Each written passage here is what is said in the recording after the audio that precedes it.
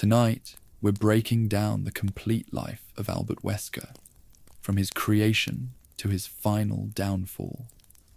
If you're listening to sleep, study, or just have something quiet in the background, this will stay calm the whole way through.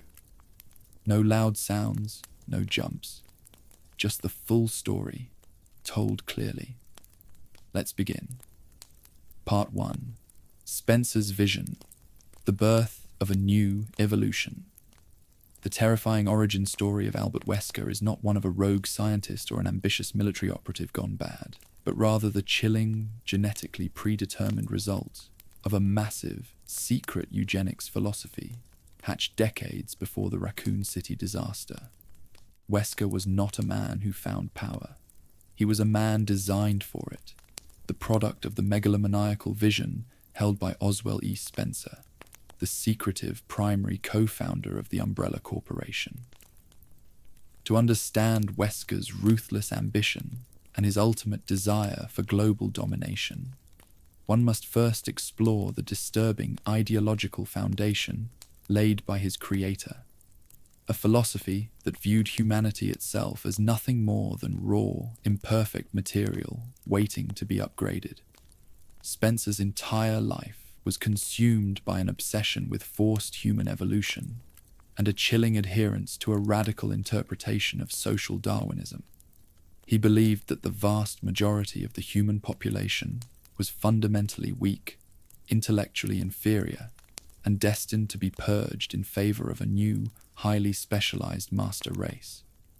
This ideal race, the German concept of the Übermensch, would possess superior intellect, physical prowess, and a complete lack of conventional morality, allowing them to ruthlessly govern the globe and usher in Spencer's vision of a new, perfectly ordered world. This deep-seated belief system was the engine that drove the creation of the Umbrella Corporation itself, which, beneath its facade of pharmaceuticals and healthcare, was merely a massive, covert research organization dedicated to developing the biological tools required for this global purge and subsequent societal restructure. The mechanism to achieve this ultimate goal was discovered in the mid-20th century, when Spencer and his early partners tracked the existence of the incredibly rare progenitor flower deep within the jungles of Western Africa. The flower contained the progenitor virus, a biological agent that had the astonishing ability to induce radical, rapid mutation and evolution in living organisms. Spencer immediately recognized the virus as the key to his philosophy, a tool that could violently select for genetic superiority, granting superhuman traits to the few who could survive its effects and killing the rest. The virus was not merely a weapon to Spencer. It was the God engine that would drive his new evolution. Following the successful acquisition and stabilization of the virus, Spencer initiated the most secretive and defining undertaking of his life, a project codenamed Project W. The W in this title officially stood for Wesker, the name of the chief researcher who oversaw the project's inception, but its real meaning was far more profound and sinister. Project W was the comprehensive mechanism designed to select, groom, and genetically modify the children who would eventually become the intended rulers of Spencer's New World Order. It was the ultimate eugenics experiment, aiming to create a select group of biologically superior individuals who possessed the intellect and the ruthlessness required to serve as the new global aristocracy, managing the world after the great cleansing by the virus. This core ideology, that Wesker was born not as a person, but as a potent biological tool designed to rule, sets the stage for his entire life's trajectory. He grew up knowing, or at least being conditioned to believe, that he was intrinsically superior, separate from the masses he was destined to command. This indoctrination justified his subsequent coldness, his massive betrayals, and his insatiable hunger for even greater power. Spencer's vision created the environment that birthed a creature of absolute ambition, transforming Albert Wesker from a boy into the single greatest biological threat the world would ever face. The irony is that in his pursuit of the Übermensch, Spencer created the one man capable of outsmarting, betraying, and ultimately murdering his creator, proving that the drive for power, once initiated by the progenitor virus, could not be controlled even by its master. Part 2. Creating the Wesker Children. The sinister mechanism of Project W moved rapidly from abstract philosophy into clinical, terrifying reality, with the systemic selection and abduction of hundreds of genetically gifted children across the globe during the 1960s. This phase of the project reveals the true scale of Oswell E. Spencer's megalomania and the profound moral depravity of the Umbrella Corporation's founding mission. These children, stripped of their identities and their families, were subjected to an experiment of forced evolution with only one outcome. Survival meant godhood, and failure meant absolute brutal death. The criteria for selecting these children were meticulously stringent, focusing primarily on genetic markers for high intellect, emotional detachment, and latent physical resilience. Spencer's researchers scoured the world for exceptional young minds, believing that the inherent potential in these children would provide the best chance for survival and successful integration of the experimental virus. Once selected, these hundreds of children were systematically abducted from their homes, their existence erased from public records, and brought into tightly controlled, secure research environments managed entirely by Umbrella. In a symbolic act of dehumanization and standardization, every single child brought into Project W was stripped of their birth name and given the standardized uniform surname Wesker, named after the project's chief overseer. This action reinforced the idea that they were not individuals, but interchangeable components of a grand experiment, united by a singular, designed destiny. They were monitored constantly within these highly regulated artificial environments, raised and educated by Umbrella's own staff, and never allowed genuine connection or understanding of the outside world, ensuring their loyalty and worldview were shaped solely by Spencer's ideology. The core of Project W was the subsequent viral injection. Each child was administered a prototype, experimental virus derived directly from the dangerous progenitor flower discovered in Africa. This virus was designed not to kill indiscriminately, like later weaponized strains, but to act as a violent evolutionary catalyst. It was Spencer's ultimate, definitive test. Only the select few whose unique genetic structures could successfully integrate the virus into their DNA and subsequently adapt to the biological changes would achieve the desired superhuman traits. The vast majority of the children, lacking the rare genetic compatibility, succumbed immediately to the lethal power of the virus. The results of this wide-scale human experiment were devastating and absolute. Most of the children died, a horrific, calculated loss that Spencer accepted as necessary collateral damage in the pursuit of his perfect race. The surviving children, those who could withstand the initial viral shock and whose bodies began to incorporate the virus's effects, were few and far between. Crucially, among the hundreds of test subjects, only 2 are known to have fully and successfully integrated the virus into their systems, retaining both their high intellect and achieving the initial stages of the superhuman abilities Spencer sought: Albert Wesker and Alex Wesker. The survival of Albert and Alex was a pivotal moment in the history of the Umbrella Corporation. Their success validated Spencer's philosophy and confirmed the progenitor virus as the ultimate engine of forced evolution. They became the living proof of concept for the entire Project W, destined to fulfill the role of the Übermensch. Their unique biological structure, which allowed them to survive where hundreds perished, marked them as truly exceptional, granting them immediate, unparalleled status within the hierarchy of the corporation, setting them on an inevitable collision course with the rest of humanity and with each other. Their shared, yet distinct survival was the direct result of a project that was less about scientific discovery and more about the brutal, merciless pursuit of manufactured superiority. Part 3. Albert Wesker's Childhood Indoctrination. The physical and genetic engineering of Albert Wesker was only half of the terrifying equation. The other half involved the meticulous psychological and ideological indoctrination he received throughout his formative years.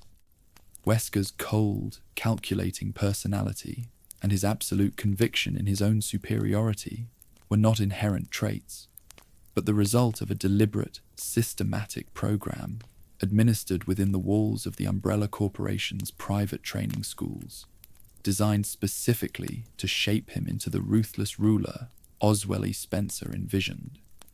Albert Wesker was raised entirely within a highly monitored environment, separate from the traditional schooling and societal norms of the outside world. This controlled setting was established specifically to eliminate any potential outside influences that might contradict the core tenets of Spencer's eugenics ideology. The environment was rich in resources, offering the best education available, but it was sterile and emotionally barren, focusing entirely on intellectual and competitive achievement. This calculated isolation was critical in shaping Wesker's future. It ensured he developed no genuine human emotional connection or empathy, viewing all social interaction through the lens of transaction and power dynamics. From a very young age, Wesker's brilliance was undeniable, and his handlers recognized his intense ambition. He rapidly absorbed the curriculum, which was heavily weighted toward advanced sciences, strategic thinking, and most importantly, the tenets of social Darwinism.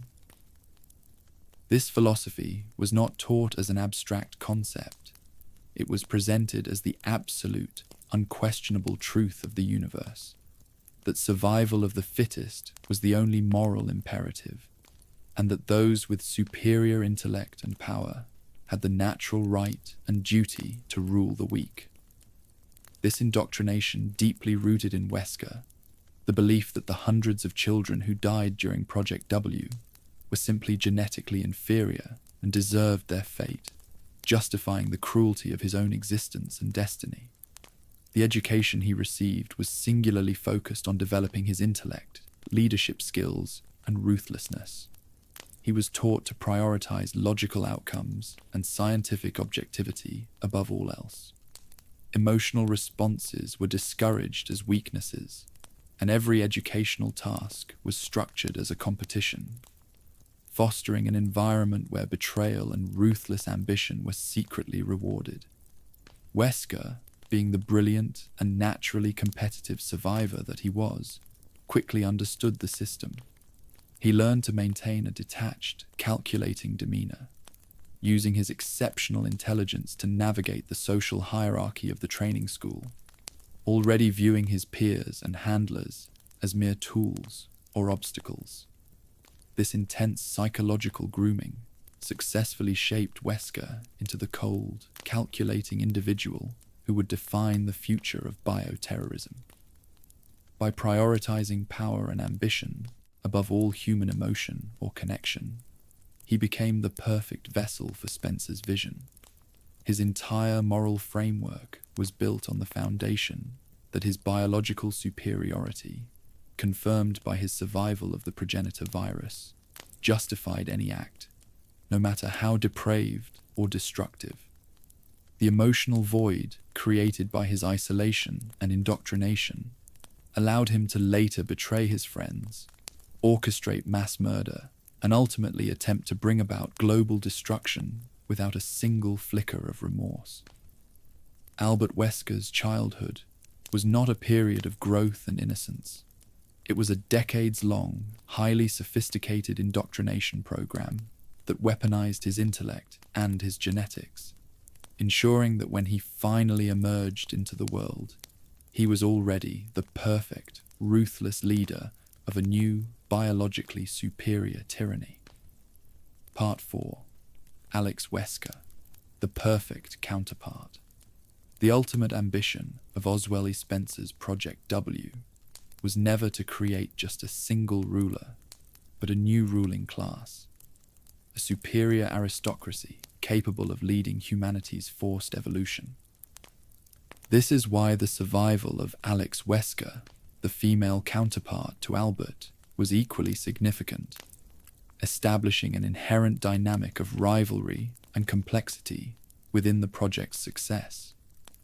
While both were engineered to be rulers, their eventual ideological split created the first and most defining fractures in Spencer's ultimate vision for his new world.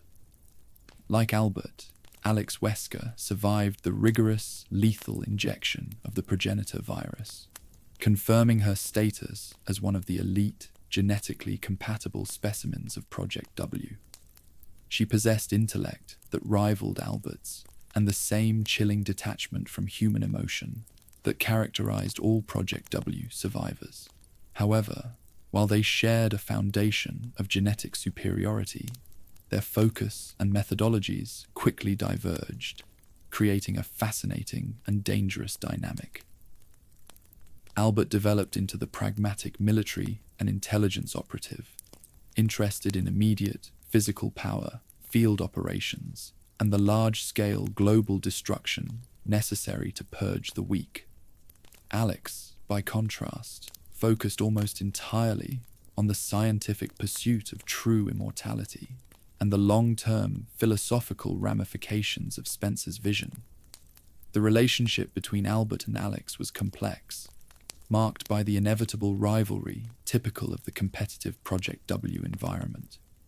They were peers who recognized each other's unique genius and shared history, yet they were also direct competitors for Spencer's approval and the ultimate leadership role.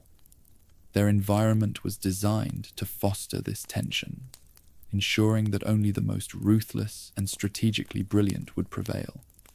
This competitive pressure, however, was channeled by their different approaches to evolution.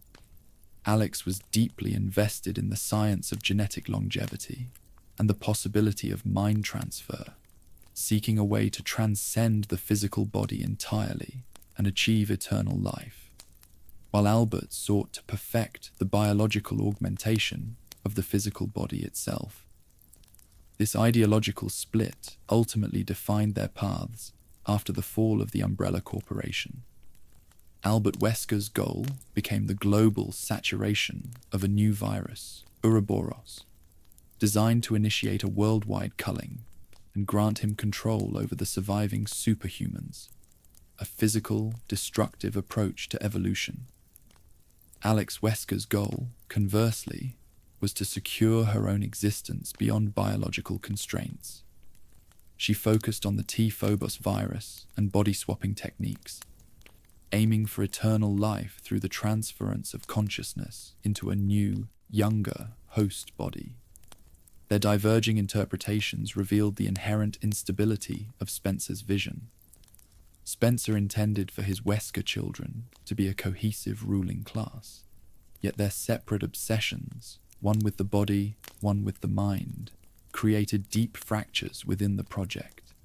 These fractures ensured that the two most successful results of Project W would eventually operate independently, pursuing vastly different methods of fulfilling the eugenics mandate. Alex eventually became a key antagonist in her own right, particularly in the later Resident Evil timeline, demonstrating that the ambition cultivated by Spencer was so vast it could not be contained by a single successor or even a single unified goal, turning the most successful products of Project W into the creators of their own distinct global threats. Part 5. Training under Umbrella's elite program. The path of Albert Wesker, from gifted test subject to elite field operative, was characterized by his rapid advancement through the ranks of the Umbrella Corporation's internal structure. a trajectory fueled by his unique genetic potential and his highly aggressive ambition. His early career was an extended, successful effort to master every facet of the corporation's lethal operation, showcasing his genius for both science and strategic manipulation, all while maintaining a masterful, impenetrable facade of dedication. Wesker's training under Umbrella's elite program was multifaceted and relentless. Having already survived the lethal progenitor virus injection, his physical conditioning was merely a starting point.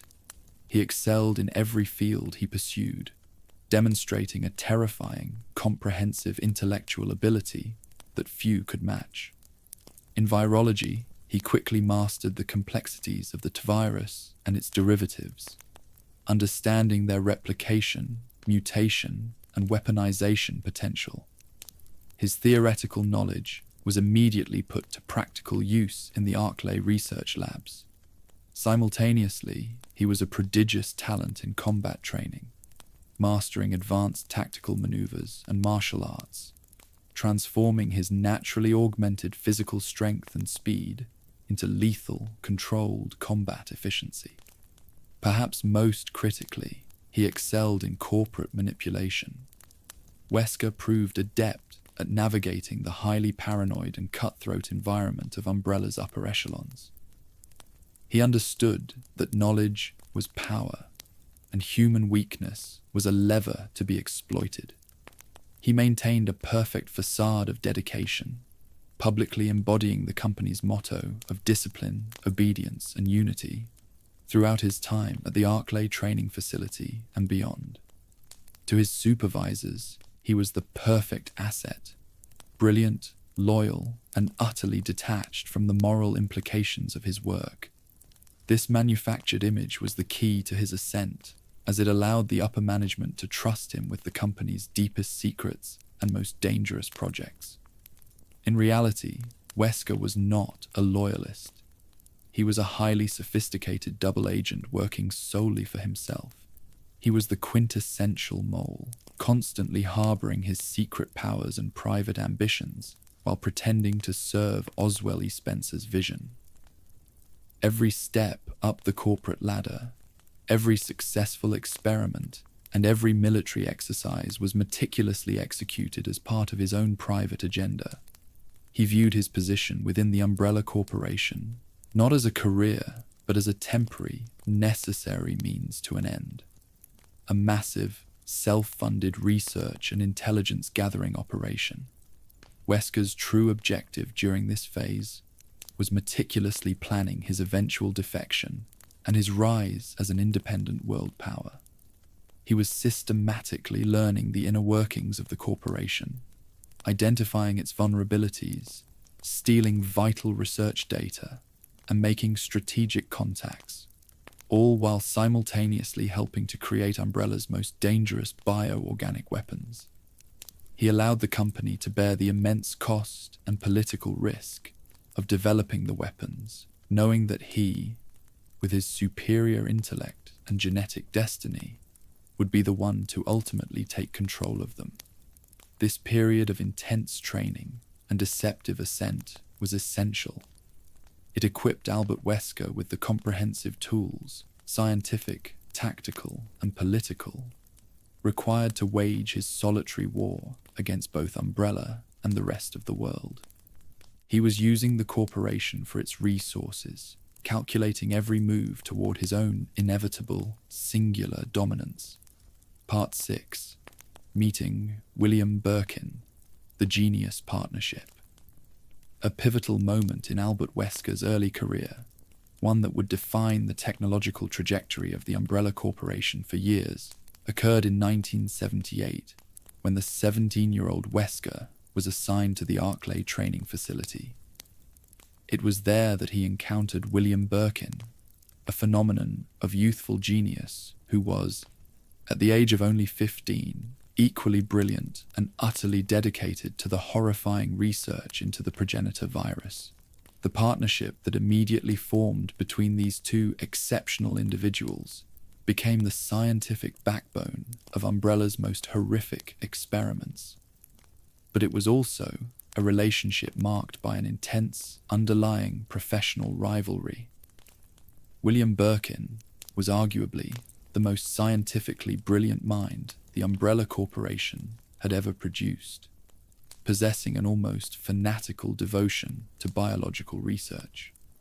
When he met Wesker, the two immediately recognized a shared intellectual superiority and a mutual commitment to pushing the ethical boundaries of virology. They quickly formed a powerful, if competitive, scientific duo, working tirelessly together under the supervision of the facility's director, James Marcus. Their collaboration was incredibly productive, establishing them as the clear intellectual leaders of the Arklay complex and the future scientific direction of the entire company, far surpassing their peers and even their supervisors in their capacity for discovery and application. The primary focus of this partnership was to transition the progenitor virus from a discovery into a deployable weapon. They became the backbone of Umbrella's early T-virus research, the T standing for Tyrant, the ultimate goal of the project. Working in the deepest, most secure labs of the Arklay facility, they collaborated on a series of increasingly horrific and morally depraved experiments. Their work involved the continuous modification and stabilization of the progenitor strain, aiming to achieve the specific, lethal effects required for biological weaponization. This required countless living subjects and a complete abandonment of conventional scientific ethics. A major focus of their early collaboration involved the tormented subject known as Lisa Trevor. Birkin and Wesker extensively studied Lisa, who was the first successful human host of the progenitor virus, but had been driven insane by the process. Her unique genetic and viral data provided crucial insights into the stability of the virus in human hosts, guiding their efforts to refine the T-virus for use in creating the bioorganic weapons that would later terrorize the world. Their shared research into Lisa Trevor cemented their bond as partners in biohorror, though the nature of their relationship was fiercely competitive. Their partnership was underpinned by a fierce professional rivalry. While they worked side by side, both Wesker and Birkin were driven by an overwhelming ambition to be the absolute best, to achieve the scientific breakthrough that would define the corporation and earn them the ultimate favor of Oswell E. Spencer. This rivalry prevented either from fully trusting the other, creating a dynamic where each secretly harbored data and developed private projects, ensuring that neither could entirely steal the other's thunder. This professional competition, combined with their shared genius, created an atmosphere of unparalleled, high-stakes research that would ultimately give birth to the T-virus and the first truly viable generation of BOWs, paving the way for the terrifying events of the Mansion Incident years later. Part 7. The Tyrant Program and Wesker's Secret Agenda. The creation of the ultimate super soldier, the Tyrant, was the most ambitious and defining goal of the early Umbrella Corporation, representing the apex of its T-virus research. Albert Wesker was deeply and critically involved in the Tyrant program, his official role as a lead researcher giving him unparalleled access to the project's most sensitive data. However, as with all his work at Umbrella, his public dedication masked a profound, hidden agenda. He was meticulously using the corporation's resources to prepare for his own inevitable defection and future role as an independent world power. The Tyrant program was initiated to develop a highly intelligent, incredibly powerful, and recognizably human-like super soldier using the newly stabilized T-virus. The initial goal was to create a bioorganic weapon that was not merely a shambling monster, but a controlled, deployable military asset, a sophisticated weapon with enough retained intelligence to follow complex commands. This ambitious goal required years of intense research, genetic manipulation, and a massive number of human test subjects to find one compatible host capable of surviving the T-virus infection and transforming into the required controllable T002 prototype. Wesker's official role in this pivotal research was central. He was listed as a lead researcher alongside William Birkin. This position granted him access to the entirety of the project's data flow, including the sensitive combat simulations, the genetic compatibility studies, and, most critically, the procedures for mass production.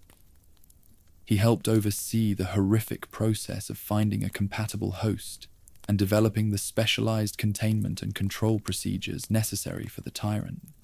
His genius was integral to the program's technical advancement, but his loyalty was entirely non-existent. Wesker's participation was purely self-motivated, driven by his secret agenda to amass power for himself. He viewed the Tyrant program as a live fire testing ground for his own impending evolution. He was intensely focused on gathering crucial combat data, how the T-virus mutations responded to military-grade weapons, how long it took for the mutations to be neutralized, and the specific genetic triggers for the Tyrant's aggressive behavior. This data was invaluable to Wesker, as it would inform his future research into his own viral augmentation and his development of future, far superior bioorganic weapons. Furthermore, Wesker used his unlimited access to acquire the viral samples necessary for his own future defection. He was systematically and secretly siphoning off stabilized samples of the T virus and the G virus, as developed by his partner Birkin, and the prototype virus he intended to use to fake his own death and grant himself superhuman abilities. He was essentially using the corporation for his own ends, extracting all valuable intellectual and biological property while allowing Umbrella to fund the process and bear the political risk. Even as he helped them create their most dangerous weapon, the Tyrant T002, Wesker was meticulously planning the corporation's eventual destruction and his own rise to power, using the very science they financed as the foundation of his personal empire. His involvement in the Tyrant program was the ultimate act of corporate and personal betrayal, turning the company's greatest research triumph into the cornerstone of his own plan for global dominance. Part 8.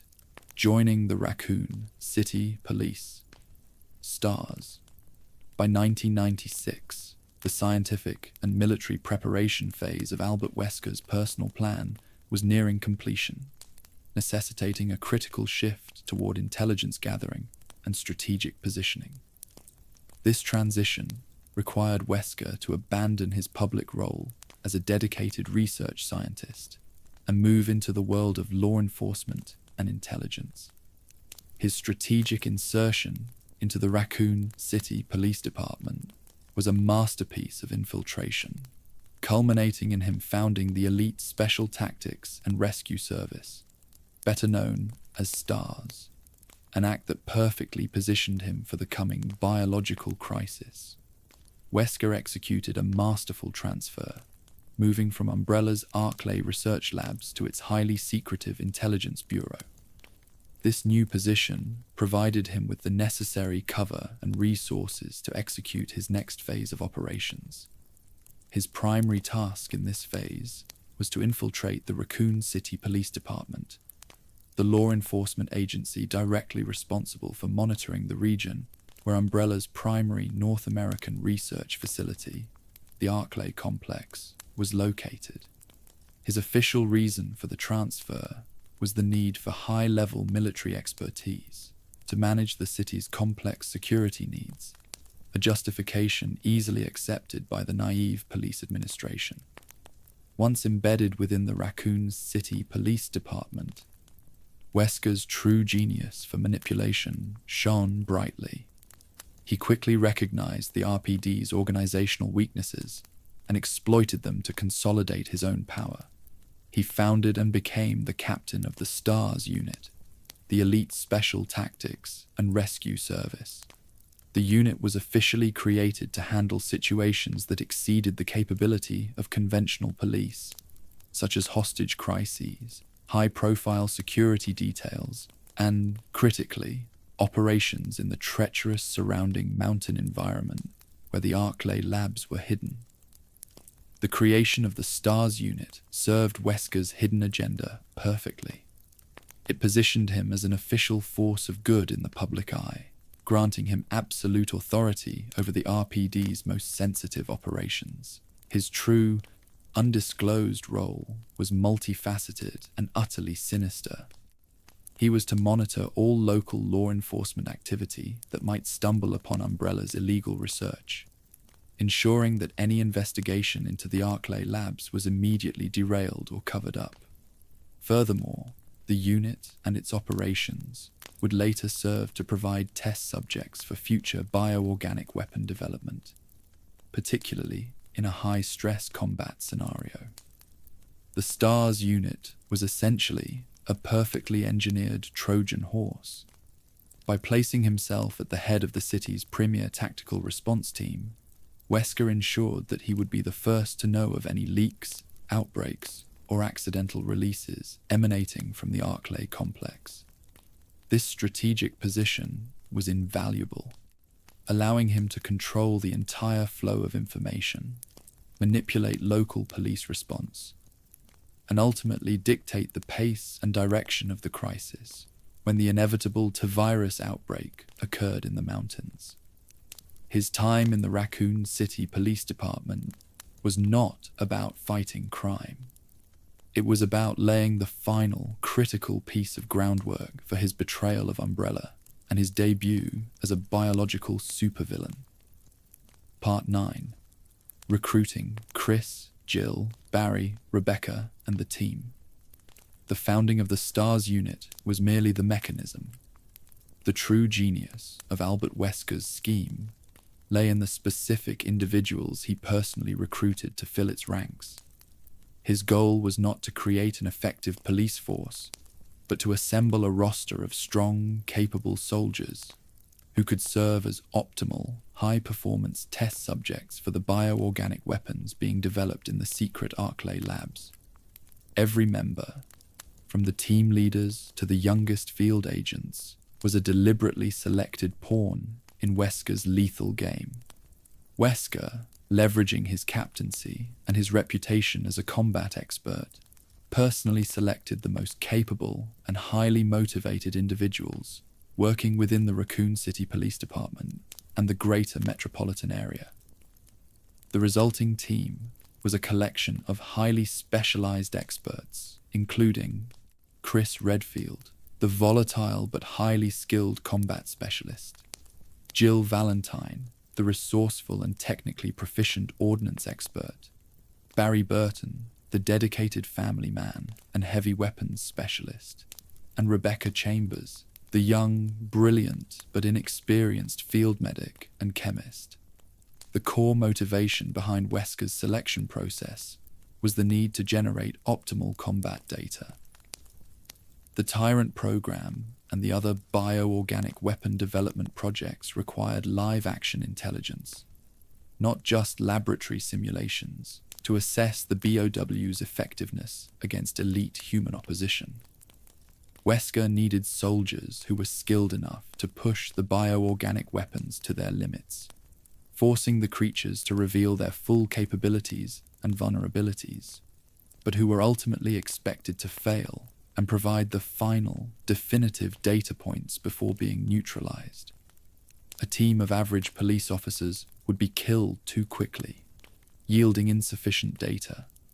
Wesker needed the best to test the best. To ensure their cooperation, Wesker masterfully manipulated these individuals, playing directly on their inherent sense of justice and duty. He sold the S.T.A.R.S unit as the last, best defense against sophisticated criminals and high-level threats, appealing to their moral codes and their desire to protect the innocent. The team members, dedicated to public service and believing in Wesker's manufactured professionalism, willingly placed their trust in him. They were entirely unaware that they were being groomed as unknowing participants in Umbrella's most lethal experiment, destined to be sacrificed in a controlled environment for the sake of biological research. This act of recruitment was the ultimate expression of Wesker's cold, absolute ruthlessness.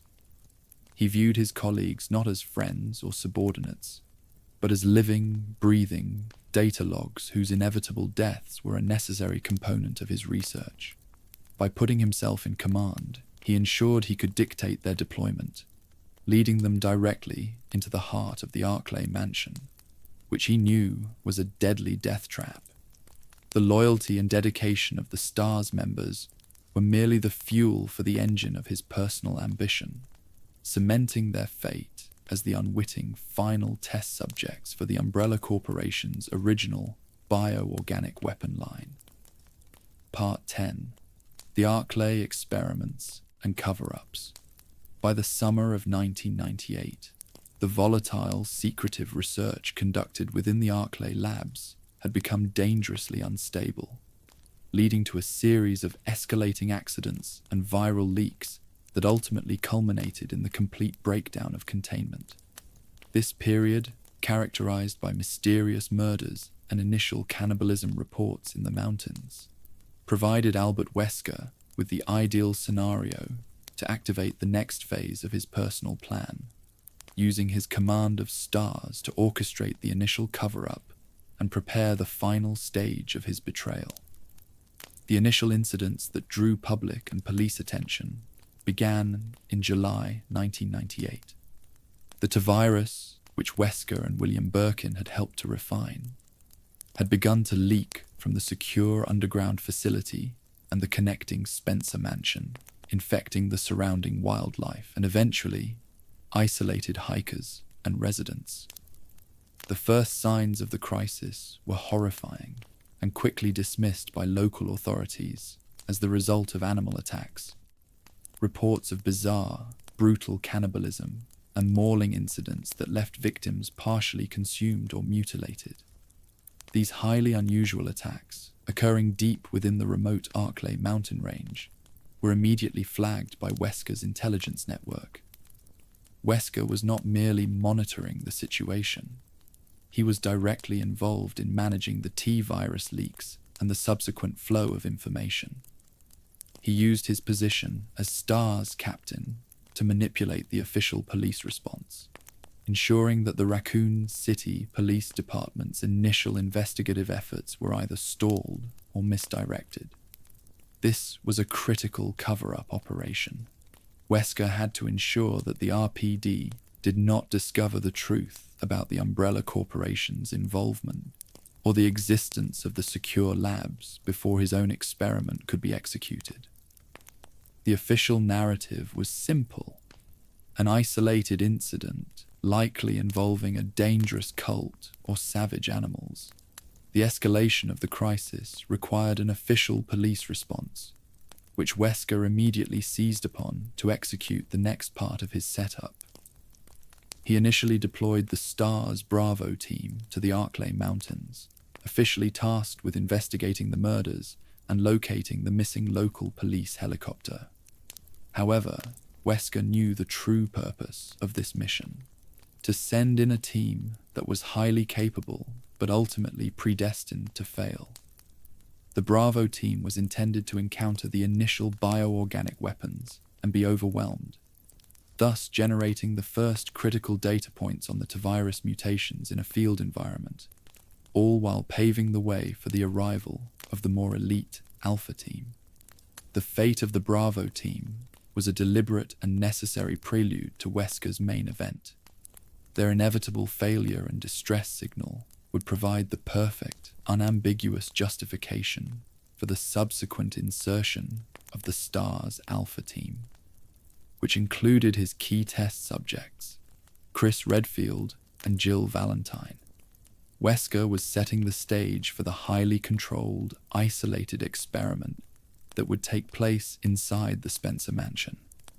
The Arklay incidents and the initial cover-ups were not accidental setbacks.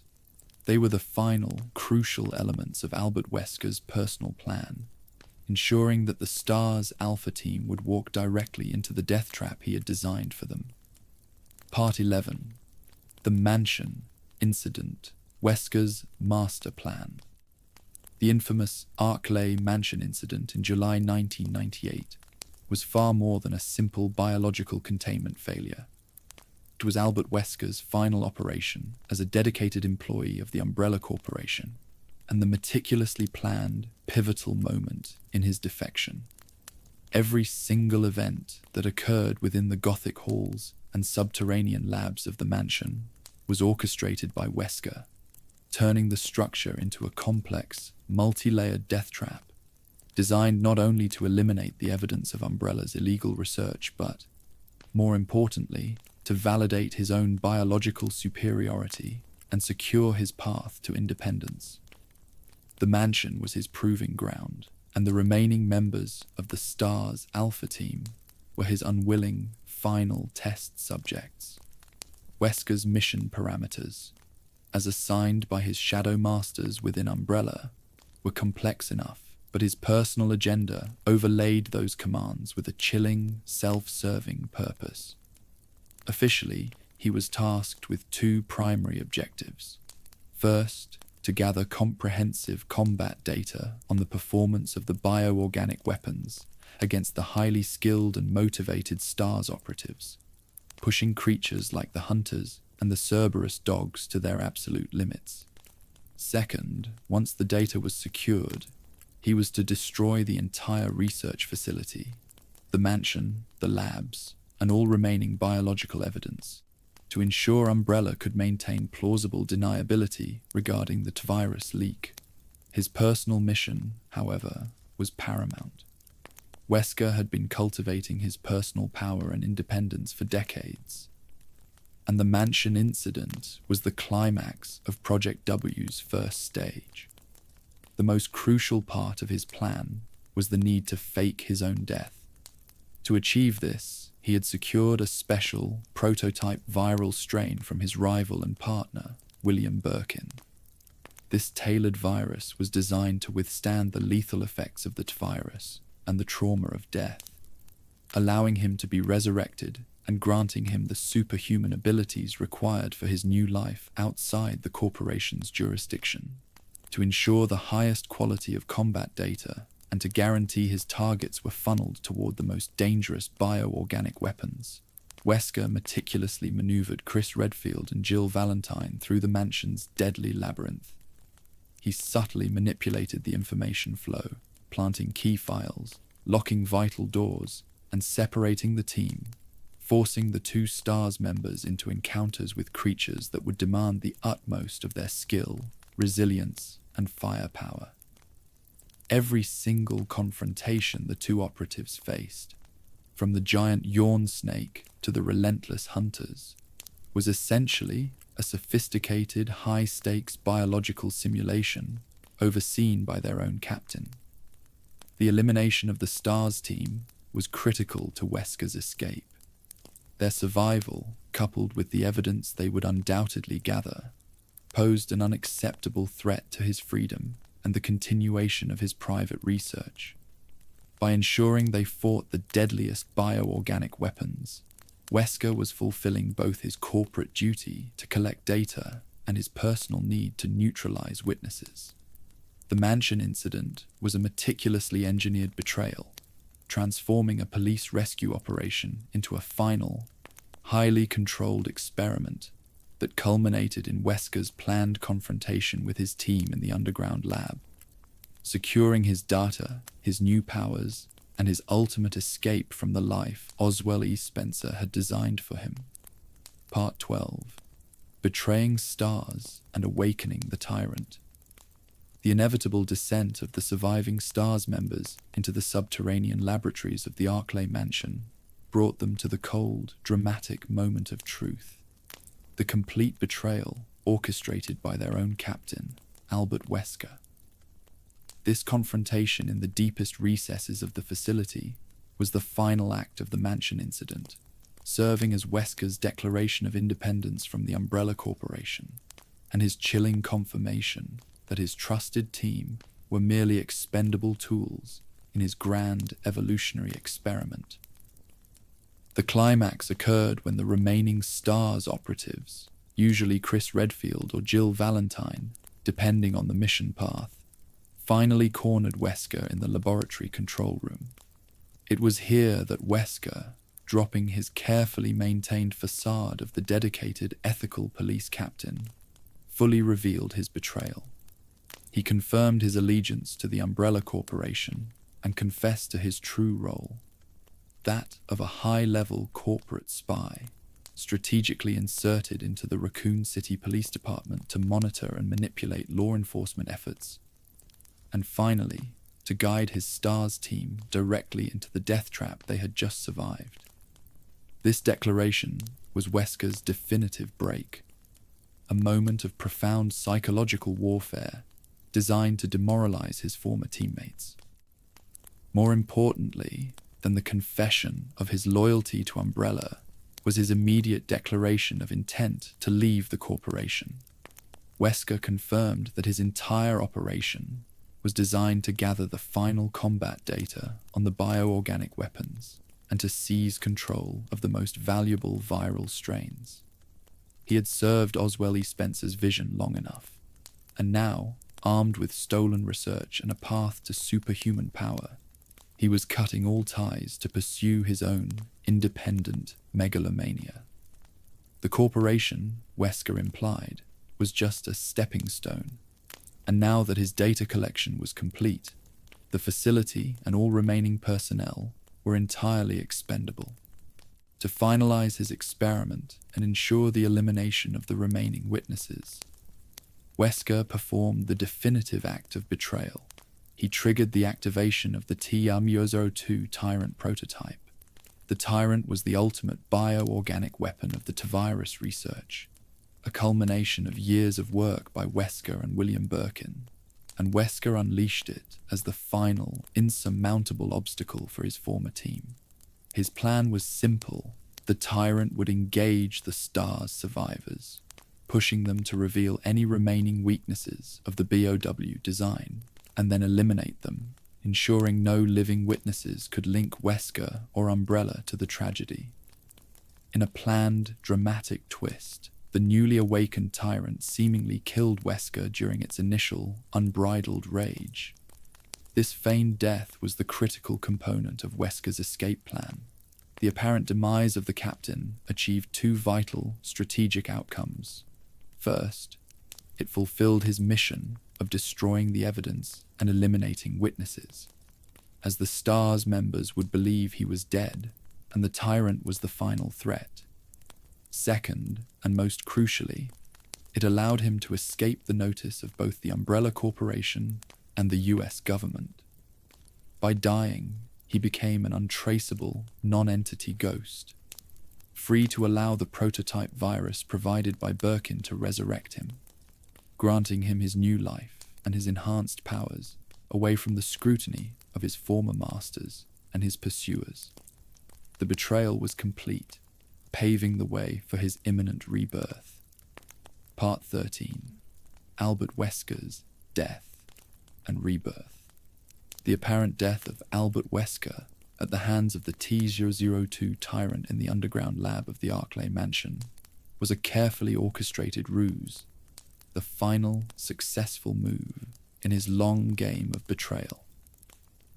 This simulated demise was the critical transition point, allowing the prototype virus he had secretly injected into himself hours earlier to take hold, initiating his rebirth as a bioorganic weapon of unparalleled human intelligence. The aftermath was the emergence of the single most formidable, physically superior antagonist the world of Resident Evil had ever encountered. The death was a ruse designed purely for strategic purposes. Before leading the S.T.A.R.S Alpha team into the facility, Wesker had administered the prototype virus, a highly specialized strain developed by William Birkin, to stabilize in a compatible host and grant extreme physical augmentation. This virus was his definitive insurance policy and the final prize of his research. When the Tyrant attacked, the lethal trauma of the assault triggered the virus to activate and stabilize within his system, protecting his body from fatal damage and simultaneously initiating the rapid biological enhancement process. The viral process was incredibly successful. Wesker's rebirth granted him a formidable array of advanced superhuman capabilities. He achieved superhuman strength, allowing him to physically dominate nearly all opponents and effortlessly engage the massive bioorganic weapons he had helped create.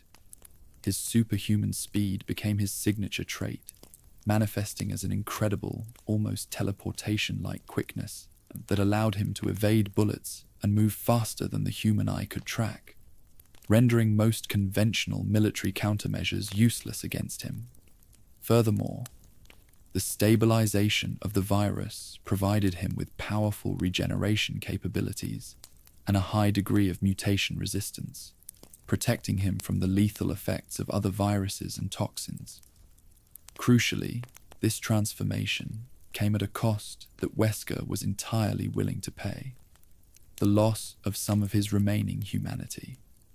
While the progenitor virus and his subsequent indoctrination had already stripped him of conventional morality and empathy, the viral stabilization finalized the process, cementing his cold detachment and his singular focus on power. He emerged from his near-death experience as a biological weapon with the intellect of a genius and the moral compass of a machine, confirming him as the ultimate fulfillment of Oswell E. Spencer's Übermensch ideal.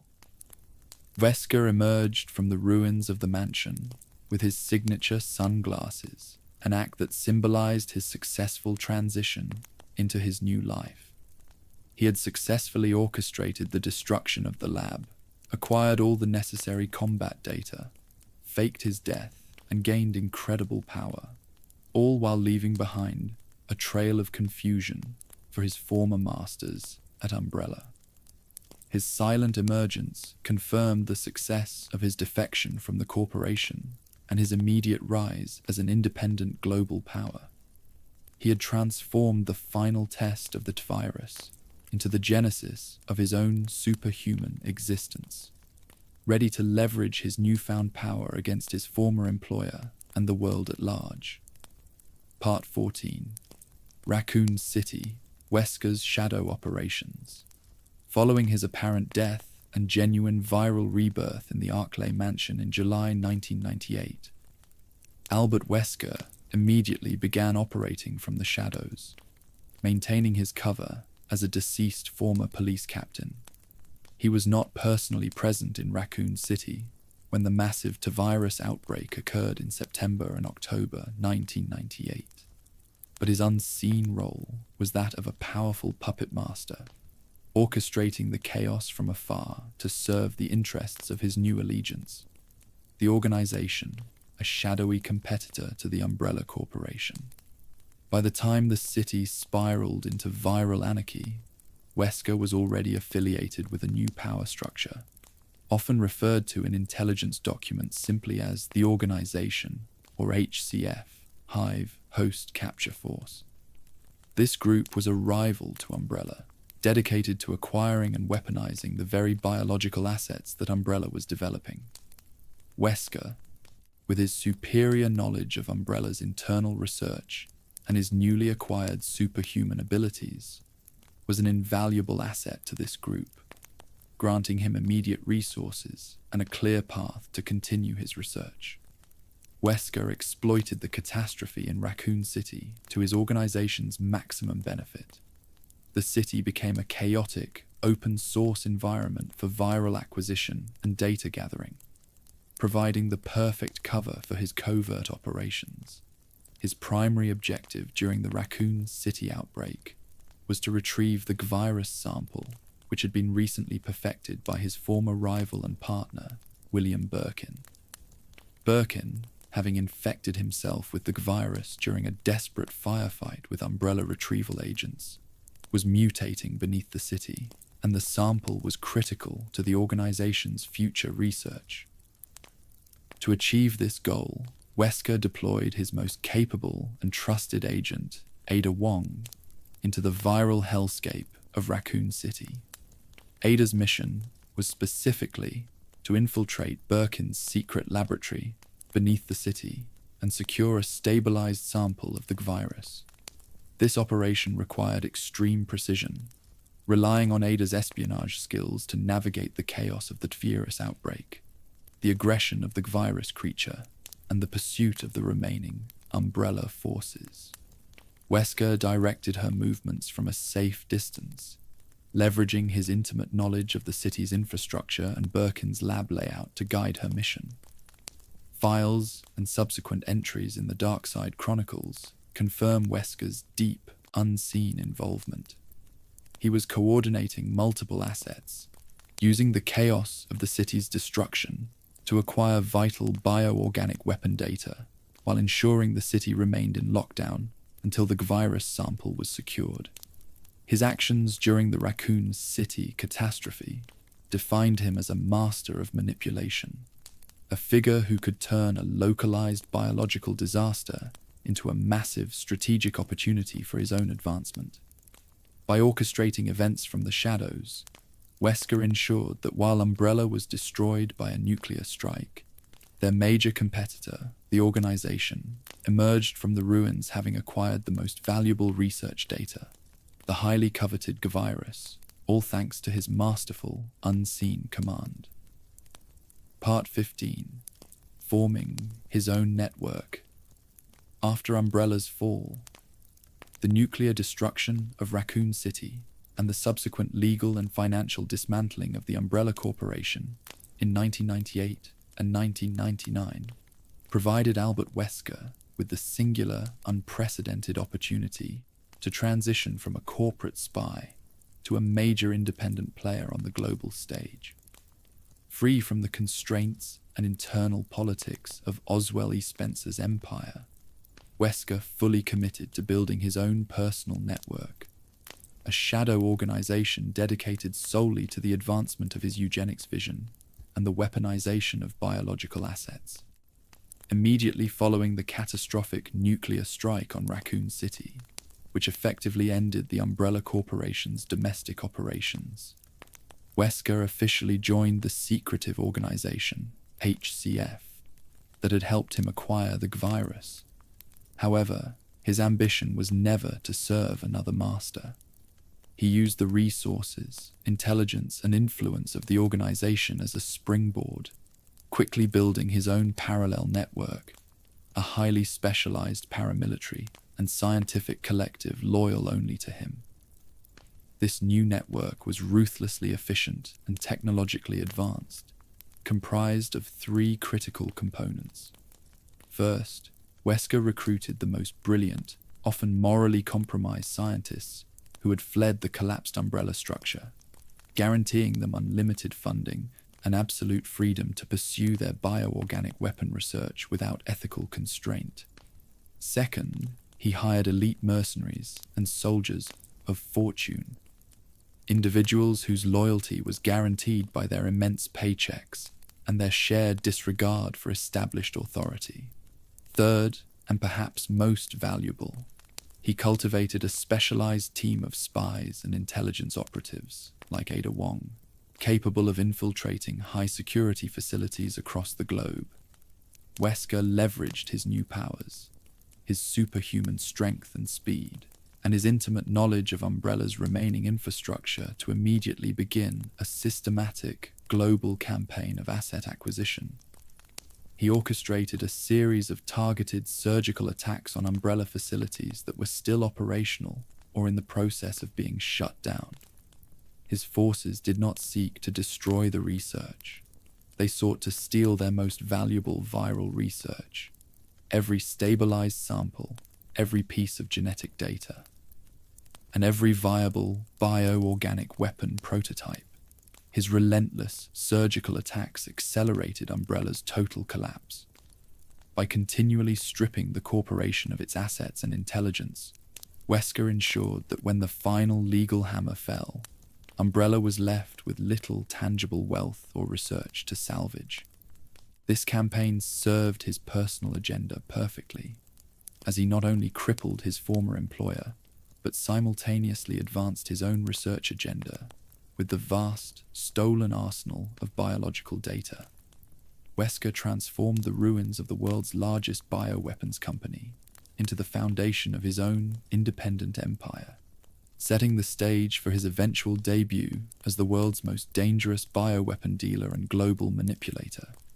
His new network was a testament to his strategic genius, ensuring that the legacy of Oswell E. Spencer's deadly research continued, but now under the absolute command of the single most successful survivor of Project W, Part 16, Alex Wesker's role and diverging paths.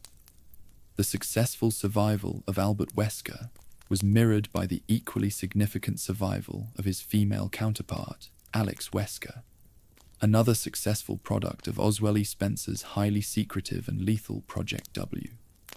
After the collapse of the Umbrella Corporation, the two Project W survivors moved into independent operation, yet their diverging paths and ultimate goals for human evolution highlighted the inherent flaw in Spencer's vision. The ambition he cultivated was too vast to be unified, leading to an ideological split between the two powerful siblings. While Albert focused on immediate physical power and global destruction, Alex focused on long-term scientific security. Albert remained singularly devoted to the military applications of virology.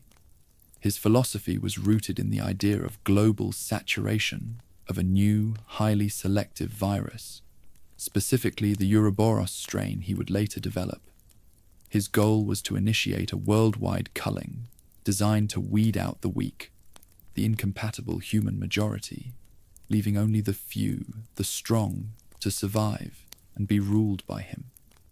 His evolutionary model was violent, quick, and based on the biological superiority of the physical form. Alex Wesker, however, pursued a more esoteric, purely scientific interpretation of Spencer's Übermensch ideal. She was obsessed with the concept of true immortality, seeking to transcend the frailties of the biological body entirely. Her research focused on the T. Phobos virus, a strain engineered to react to fear, and the complex process of body swapping. Alex's goal was to digitally transfer her consciousness and memories into a new, younger host body, thus achieving eternal life and eliminating the risk of physical death or biological degradation. This goal required meticulous, long-term planning and the manipulation of highly specific test subjects, setting her on a very different path than her brother. The divergence of their paths became profound. While Albert was infiltrating global organizations, commanding mercenaries, and preparing for large-scale acts of bioterrorism, Alex was often operating in isolated locations, conducting complex, long-running psychological and biological experiments designed to perfect her mind transfer procedure. The rivalry between them, which had been fostered in the competitive environment of Project W, continued independently, driven by their fundamentally different interpretations of Spencer's New World vision. Alex saw Albert's pursuit of physical power as temporary and ultimately self-destructive, while Albert likely viewed Alex's obsession with mind transfer as an unnecessary detour from the immediate seizure of control. Their independent research, though ultimately connected by the core progenitor lineage, created a dual threat to the world.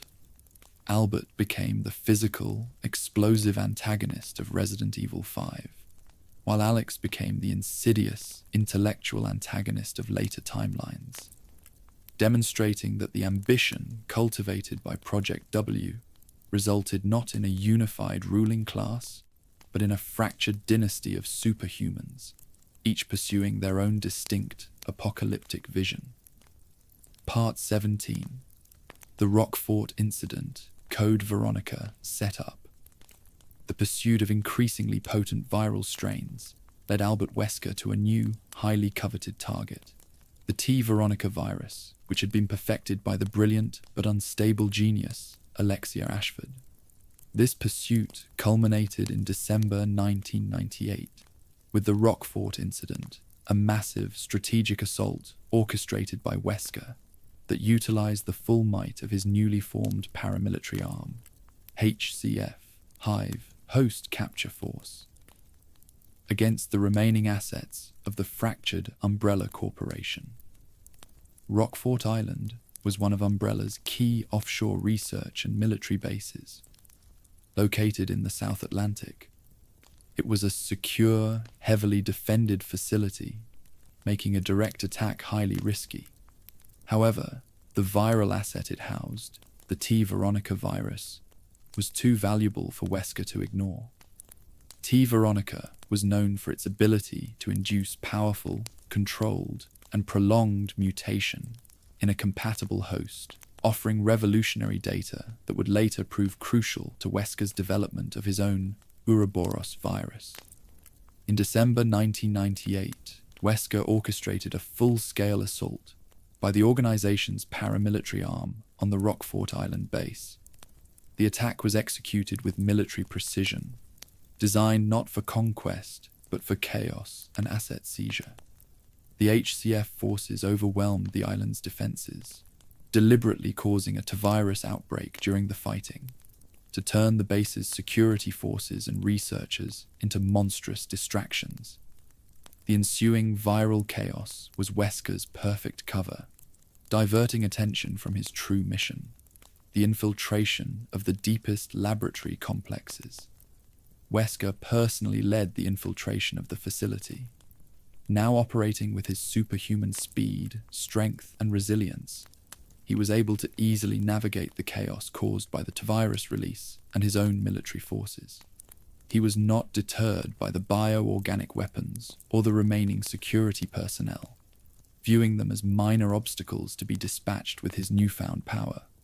His goal was singular: locate the T. Veronica research data and, if possible, the creator, Alexia Ashford, or a subject infected with the final strain. This entire operation was a calculated effort to seize a rival company's most valuable research out from under the nose of their crumbling infrastructure. By triggering a localized, self-consuming outbreak, Wesker created the perfect smokescreen for his acquisition mission. The Rockfort Incident confirmed Wesker's status as a top-tier global threat, capable of deploying sophisticated military forces and utilizing his own superhuman abilities to surgically extract biological assets, all while leaving behind a trail of viral destruction and chaos that would later draw the attention of one of his oldest rivals, Chris Redfield. The stage was set for a dramatic, deeply personal confrontation between Wesker and the Redfield siblings. Part 18. Wesker versus Claire. Then Wesker versus Chris. The highly choreographed chaos of the Rockfort Incident and the subsequent transfer of the viral outbreak to the Antarctic research base guaranteed Albert Wesker his desired personal confrontation with the Redfield siblings, cementing their destiny as his primary antagonists. These legendary showdowns were not merely fights for survival. They were highly theatrical displays designed to showcase Wesker's devastating superhuman powers against two of the world's most determined anti-bio-organic weapon operatives. Wesker first encountered Claire Redfield on Rockfort Island. Claire, having survived the Raccoon City outbreak, was searching for her brother, Chris, but was captured by the organization's forces during Wesker's raid.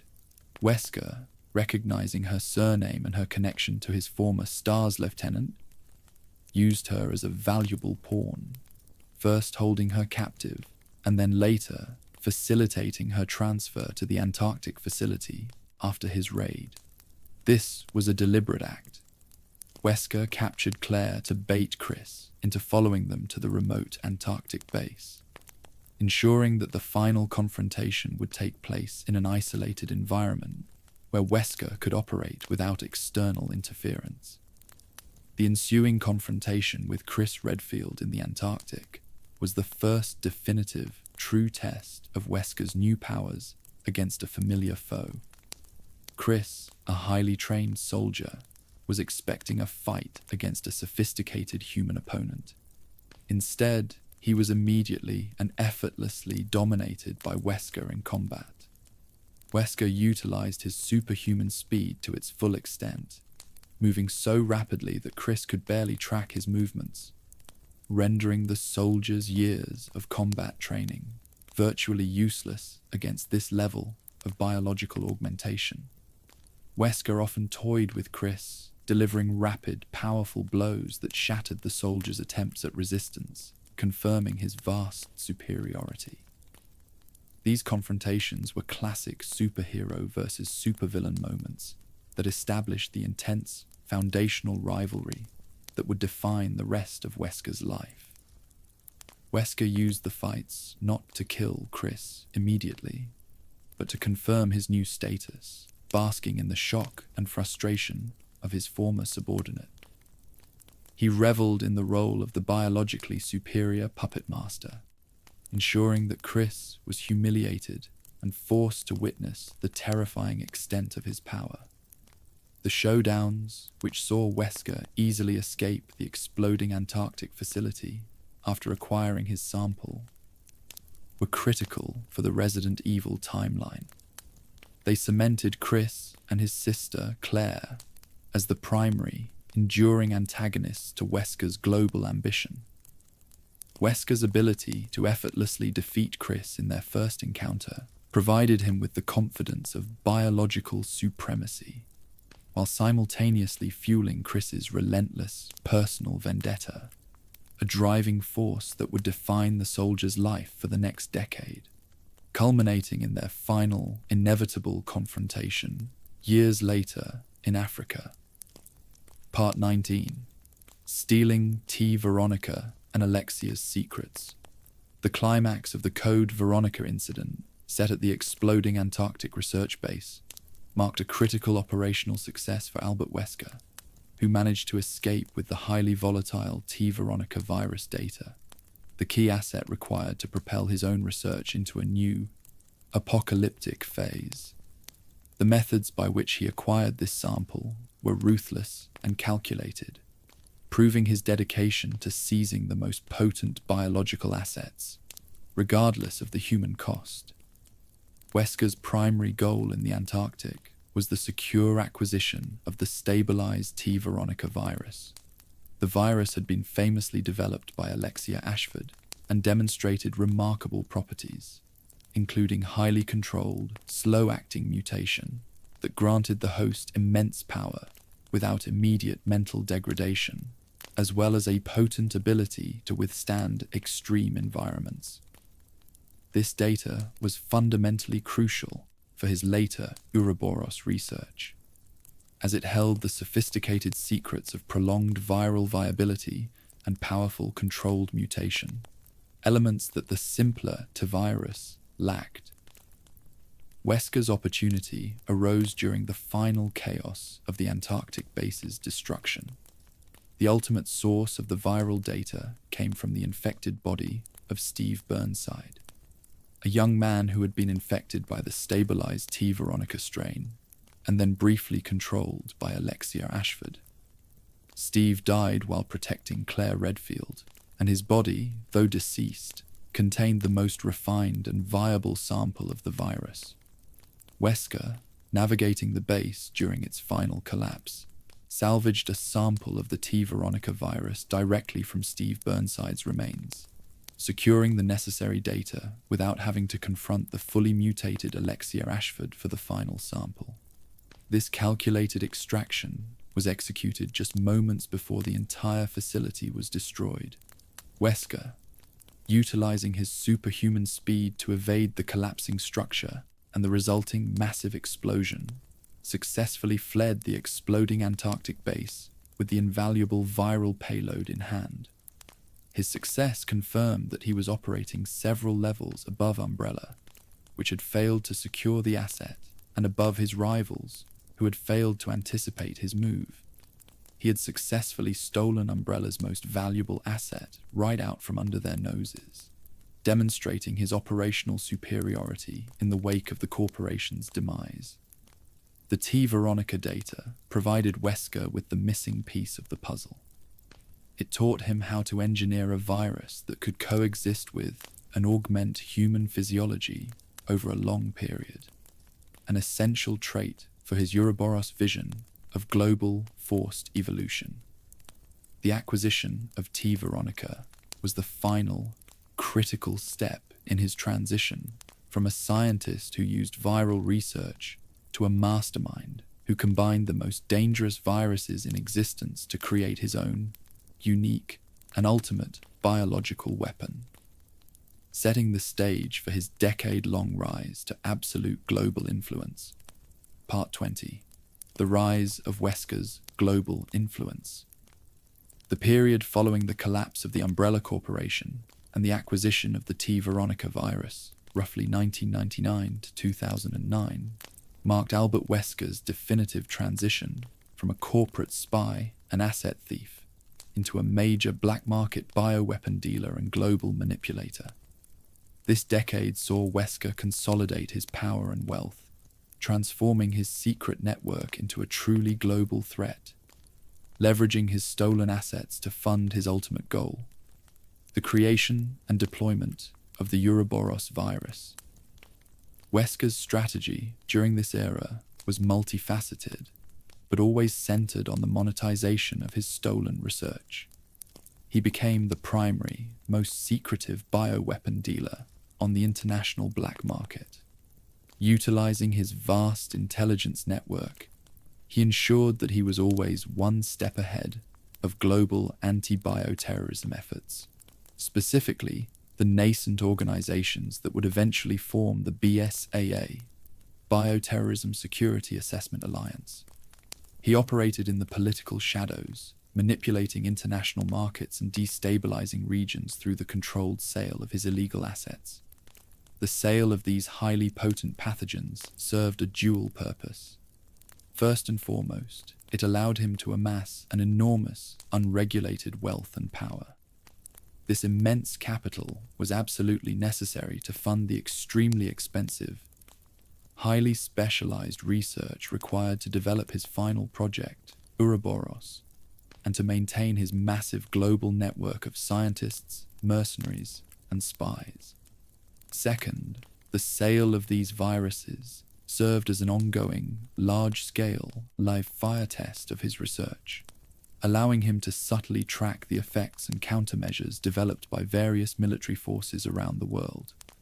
Wesker's catalogue of biological assets was unparalleled, leveraging the entirety of Umbrella's genetic library. He was actively selling and trading stabilized samples of the T virus for creating standard bioorganic weapons, the powerful and unpredictable Gu virus for advanced research, and the unique, highly dangerous T. Veronica virus for specialized military applications. His ability to deliver these pathogens reliably and discreetly made him the most desired and most feared supplier in the black market.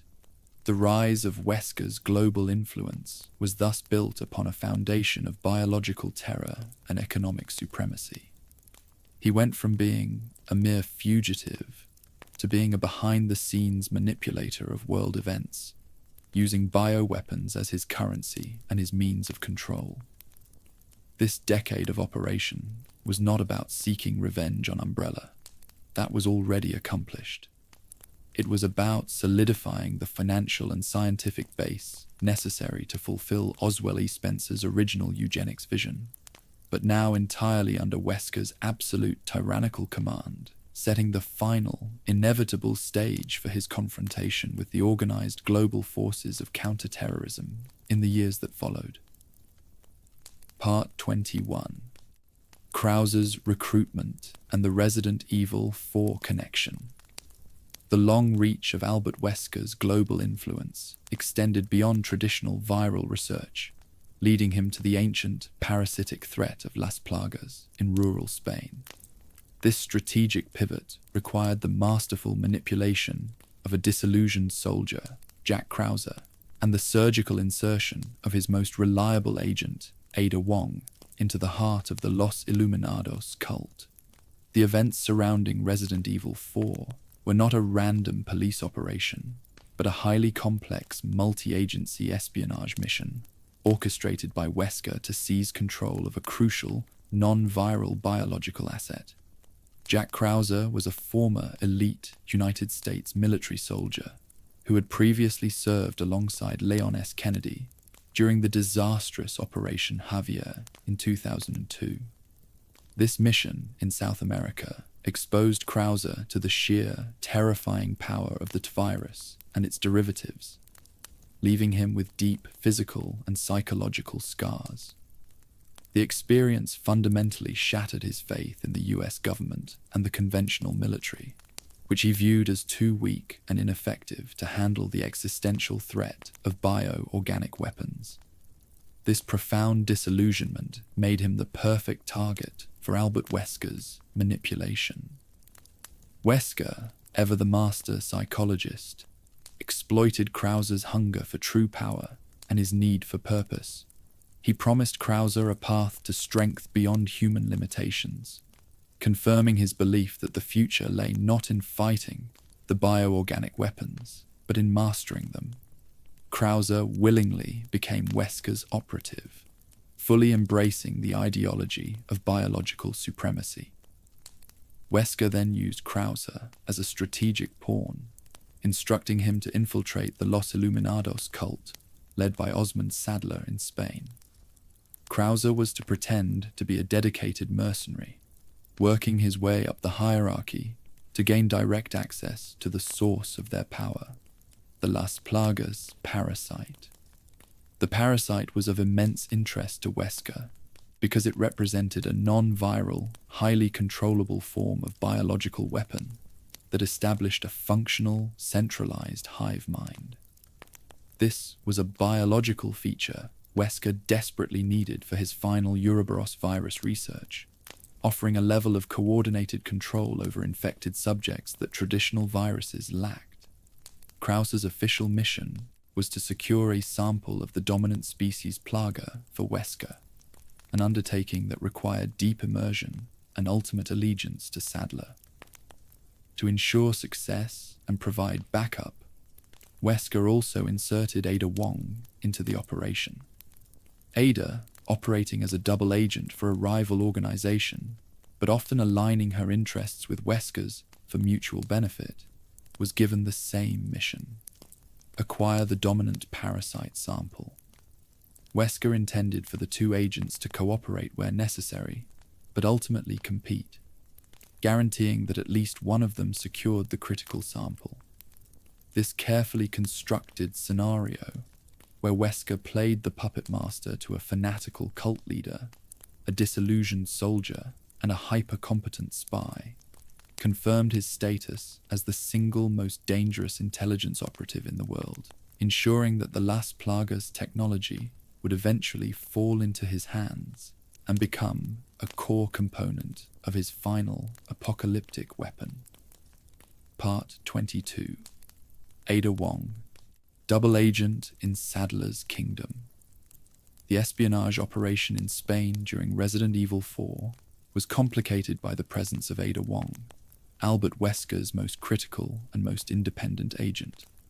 Ada's actions were driven by a complex web of loyalties, yet her primary role in Spain was to fulfill Wesker's mandate: acquire a dominant species Plaga sample for his private research.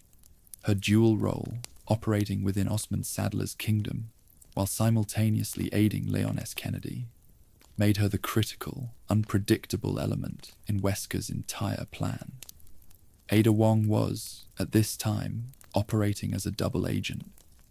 While she received resources and missions from Albert Wesker, she also maintained deep ties with a competing organization, often referred to simply as the organization or the agency. Her loyalty was ultimately self-serving, making her allegiance a matter of convenience and leverage. In the context of the Los Illuminados mission, her interests aligned with Wesker's. Both sought to acquire the Las Plagas parasite, a goal that transcended corporate rivalry due to the parasite's unique biological properties. Wesker's orders to Ada were explicit. Use any means necessary to secure the dominant plaga sample, the purest form of the parasite that controlled the hive mind. He provided her with the advanced weaponry, intelligence, and logistical support required to navigate the cult's territory, expecting her to succeed where Krauser's direct infiltration might eventually fail. Ada's infiltration was surgical, maintaining a delicate balance between remaining hidden from Osmond Sadler and acquiring the intelligence necessary to locate the parasite's central storage. Her unique position, however, led her to an unexpected alliance with her former acquaintance, Leon S. Kennedy. Ada continually aided Leon throughout his mission, providing him with critical information about the Ganados, the cult's structure, and the weakness of the parasite itself. This assistance was calculated. Leon's presence and combat skills generated the chaos required to divert Sadler's attention, allowing Ada to move freely and closer to the plaga sample. She viewed Leon not as a romantic interest or an ally in justice, but as a highly effective distraction and tactical resource, whose continued survival was temporarily beneficial to her mission. The conclusion of the mission, however, revealed the ultimate independence of Ada's character and her willingness to betray both Wesker and the U.S. government to secure her own position. While she successfully acquired the required dominant plaga sample from the destroyed facility following Sadler's death, she did not deliver the genuine article to Wesker. Instead, Ada sent Wesker a lesser, incomplete sample, reserving the genuine, highly valuable dominant plaga for her own agency or personal use. This act of double betrayal profoundly complicated Wesker's plan, forcing him to work with an imperfect sample initially, but ultimately providing him with the necessary core research to synthesize the hive mind elements into his final weapon. Ada Wong's actions ensured that while Wesker gained the technological capability he sought, she maintained a critical piece of leverage over her volatile and powerful employer. Part 23. Spencer's Final Years. The Creator's Fall. The decade of global operation led Albert Wesker to his most personal and final act of betrayal, the brutal, definitive murder of his creator, Oswell E. Spencer. This confrontation, which took place in 2006, at Spencer's isolated, heavily secured estate, was the climax of Project W, a moment where the ambitious creation finally turned upon the megalomaniacal mastermind, seizing both his life and his remaining secrets. By 2006, Oswell E. Spencer had become an aging, reclusive figure, weakened by time and paranoia. Following the dissolution of the Umbrella Corporation, Spencer had gone into deep hiding, protected by advanced security measures and the fear that his old rivals would seek him out. Wesker, however, leveraging his vast intelligence network and his superhuman capabilities, finally tracked down his creator to his hidden manor, marking the beginning of the end for the architect of Project W. The confrontation between Spencer and Wesker was highly charged, rooted in decades of manipulation and the cold reality of their relationship. Wesker sought Spencer for two reasons: to gain access to his comprehensive final Project W research files, and to extract the truth about his own existence. During their exchange, Spencer, filled with residual arrogance and the bitter realization of his failure to control his creations, revealed the true, horrific nature of Project W. He confessed that Wesker was not destined to be the sole mastermind, but merely one of hundreds of test subjects, a disposable pawn whose survival was merely confirmation of Spencer's theory of evolution. This revelation was the ultimate trigger for Wesker's final, lethal rage. Wesker had spent his entire life cultivating the belief that he was intrinsically superior, the one true successor to Spencer's vision. To learn that he was merely a test subject, a product designed to be ruled and controlled, infuriated his genetically manufactured ego. In a moment of absolute, superhuman fury, Wesker brutally murdered his creator. The act was swift and definitive, showcasing Wesker's immense, uncontrolled physical power, shattering Spencer's body and ending the life of the man who had launched the modern era of bioterrorism. The aftermath of the murder was strategic. Wesker did not simply kill Spencer. He absorbed Spencer's remaining knowledge, both from the physical documents and through the immediate confrontation. He secured the necessary files detailing the final stages of the progenitor virus research and the complete list of all Project W candidates, information that would prove invaluable to his final goals. The death of Oswell E. Spencer was the symbolic and practical culmination of Wesker's life. He had eliminated the only remaining figure who could claim superiority over him, erased the final corporate structure that had once controlled him, and fully claimed the destiny of the Übermensch, ready to unleash his own unique solution for humanity's future. Part 24. Ouroboros, the new evolution.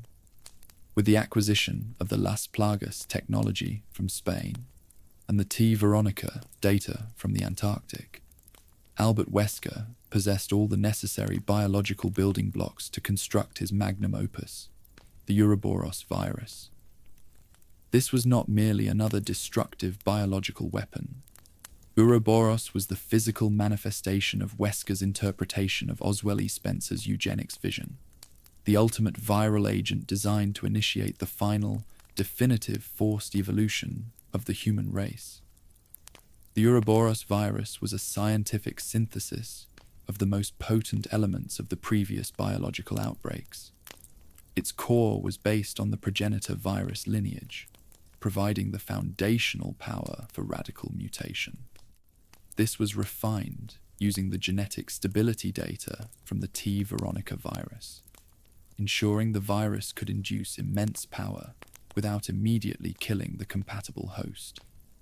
Finally, the research incorporated the parasitic intelligence and hive mind control elements derived from the Las Plagas parasite, aiming to grant the infected a degree of coordinated command. The function of Ouroboros was entirely novel and apocalyptic. It was a highly selective virus designed to differentiate between the genetically fit and the unfit. When introduced into a host, it would immediately seek compatibility.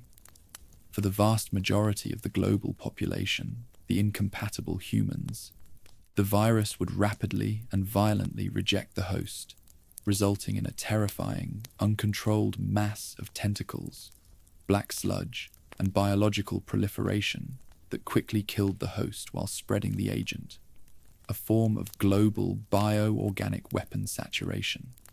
However, for the rare compatible few, genetically superior individuals like Wesker himself, the original survivors of Project W, and potentially those with unique genetic markers, the virus would not destroy the host, but would instead grant them godlike powers.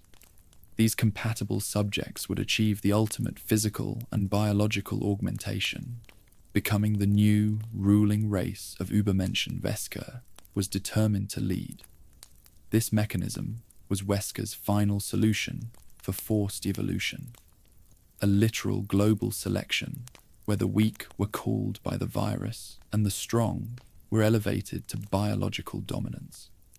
Wesker's ultimate plan was to deploy Ouroboros via a stealth missile system, ensuring global saturation of the virus across the planet. He intended to survive the inevitable viral apocalypse, emerging as the leader of the surviving, powerful elite, having ruthlessly purged the population he deemed unworthy.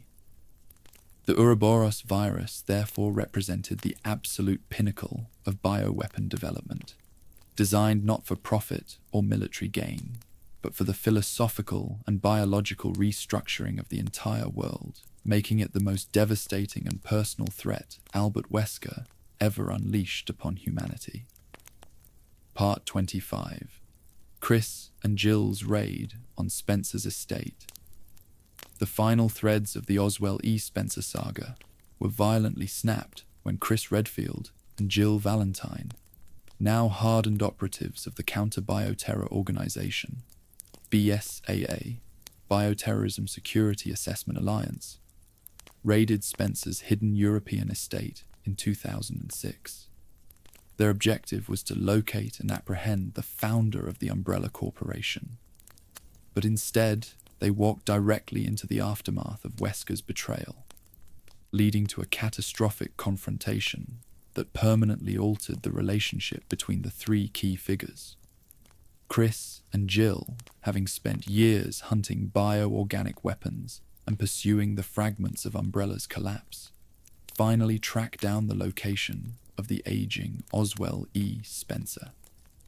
They believed that apprehending Spencer would provide the ultimate key to dismantling the last remaining elements of the corporation and securing critical information about the global bioweapons trade. They infiltrated the estate with the intention of a clean capture, unaware that they were walking into a scene of fresh murder. Upon entering Spencer's private study, they discovered the horrifying truth. Albert Wesker was already there, standing over the brutally murdered body of his creator. This moment was a massive, traumatic shock for Chris and Jill. Their former captain, whom they had believed to be dead for 8 years, was not only alive, but was responsible for the death of the world's most dangerous man, and was now clearly a creature of immense, superhuman power. The confrontation was immediate and intensely personal. In the ensuing conflict, Wesker, now operating with his full superhuman strength and speed, easily dominated the two highly trained agents. The years of BSAA training were useless against a bioorganic weapon of Wesker's caliber, and Chris and Jill found themselves completely outmatched. Wesker, reveling in the moment, was prepared to eliminate both witnesses, confirming their deaths to finalize his own isolation and secrecy. The turning point was a desperate, ultimate act of sacrifice. As Wesker moved in for the kill against Chris Redfield, Jill Valentine executed a lightning-fast counterattack. In a moment of selflessness, Jill sacrificed herself to save Chris, tackling Wesker with full force. Their combined momentum sent both Wesker and Jill crashing through a large window and tumbling into the dark ravine outside the estate. Chris, witnessing the horrific fall, was left with the devastating certainty that both his nemesis and his closest partner were dead. The bodies were unrecoverable, and both Albert Wesker and Jill Valentine were officially presumed dead by the BSAA. This incident redefined Chris Redfield's mission, transforming his professional duty into a singular, obsessive quest for revenge against the presumed ghost of Albert Wesker. Part 26. Jill Valentine's brainwashing. The Blonde Era. The presumption of death following the ravine fall at Spencer's estate was incorrect for both participants. Albert Wesker survived, using his superhuman durability and regeneration. But he did not merely escape. He emerged having secured the ultimate, devastating tool of emotional warfare, Jill Valentine. Wesker captured his former subordinate and subjected her to a horrific process of biological and psychological manipulation, transforming her into a temporary but terrifying bioorganic weapon under his direct command. Both Wesker and Jill survived the massive fall, but Jill was severely injured and rendered unconscious. Wesker, recognizing the immense tactical and psychological value of having a BSAA operative and a former S.T.A.R.S member as his asset, quickly retrieved her. He did not kill her. Instead, he transported her to a secure, remote facility, beginning a period of horrific experimentation that focused on mind control and biological enhancement. Wesker's primary goal was to achieve absolute control over Jill's actions and intelligence. To accomplish this, he developed a sophisticated mind control serum derived from the P30 experimental drug. P30 was a highly potent chemical that could temporarily grant the user enhanced strength and speed, but also caused chemical dependence and allowed for direct control via a neural inhibitor. Wesker refined this concept, engineering a more permanent and effective control mechanism. He surgically implanted a specialized device, a chest-mounted P30 delivery and regulatory system directly onto Jill's sternum. This device constantly regulated her dosage of the P30 serum, allowing Wesker to chemically and electrically control her actions, transforming her into his powerful, compliant enforcer. Simultaneously, Wesker subjected Jill to intense psychological brainwashing. He exploited her trauma, using sophisticated techniques to suppress her memories, destroy her identity, and instill a singular, unquestioning loyalty to his cause. The iconic result of this process was the emergence of the blonde Jill persona, a ruthless, masked operative who possessed superhuman combat abilities thanks to the P30 serum and whose will was entirely subjugated to Wesker's commands. The unveiling of blonde Jill during the subsequent Kijuju incident was a devastating reveal for Chris Redfield. He was forced to confront his presumed dead partner, now a superpowered enemy, actively fighting for the man he was hunting. This use of Jill Valentine as a weapon confirmed Wesker's genius for cruelty, ensuring that his enemy's deepest emotional trauma was weaponized against him, adding a crippling layer of personal conflict to the already massive BSAA operation underway in Africa. Wesker had not only survived, he had turned Chris's most trusted ally into one of his most effective and heartbreaking bioorganic weapons. Part 27. BSAA. War, the Africa operation begins. The culmination of Albert Wesker's decade-long preparations and biological asset acquisition began to unfold in the arid, volatile region of Kijuju, Africa, forming the heart of the conflict in Resident Evil 5. This was not a typical viral outbreak. It was the start of a large-scale, decisive BSAA war against Wesker's forces, who were actively testing the final, stabilized forms of the Las Plagas parasite and preparing the global launch of the Ouroboros virus. Chris Redfield, now a top operative for the BSAA, Bioterrorism Security Assessment Alliance, was deployed to the fictional West African region of Kijuju alongside his new partner, Sheva Alomar.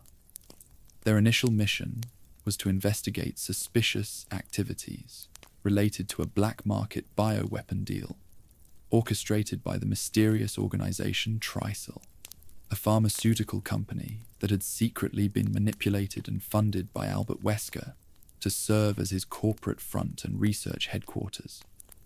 Wesker had chosen Africa for two primary strategic reasons. First, the region was the original source of the progenitor flower, providing the necessary raw biological materials for his continuous research. Second, the political instability and remote nature of the region provided the perfect cover for a large-scale field test. Wesker and Trisel were actively using a refined strain of the Las Plagas parasite, which he had integrated into the local population through mass infection. This allowed him to control the population, turning them into highly organized, intelligent ganados, referred to in this region as the Majini, creating a ready-made, disposable army to defend his facilities and test his new counterbow technology against the incoming BSAA forces. The mission rapidly escalated from a simple investigation into a full-scale operation to track and neutralize Wesker's entire organization. Chris and Shiva discovered that Wesker's plans were far grander than simply selling bioweapons. They uncovered the existence of the newly created Ouroboros virus and realized Wesker's terrifying intention to deploy the virus globally. The entire Kijuju operation, from the initial Magini attacks to the elaborate industrial research complex, was merely the launch platform and final proving ground for his apocalyptic plan. The arrival of the BSAA forces, led by Chris and Shaver, initiated the war.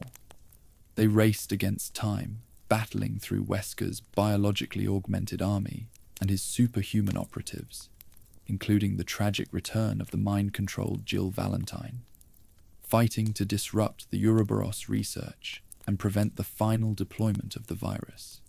The Africa operation represented the final, direct confrontation between the forces of order and the sole survivor of Project W, transforming the traditional fight against viruses into a massive, organized military campaign against a fully realized biological supervillain and his corporate-backed army. Part 28. The Final Battle. Wesker versus Chris in the Volcano. The relentless pursuit of Albert Wesker by Chris Redfield and Shiva Alamar culminated in a final cataclysmic confrontation at the edge of an active volcano in the heart of Africa.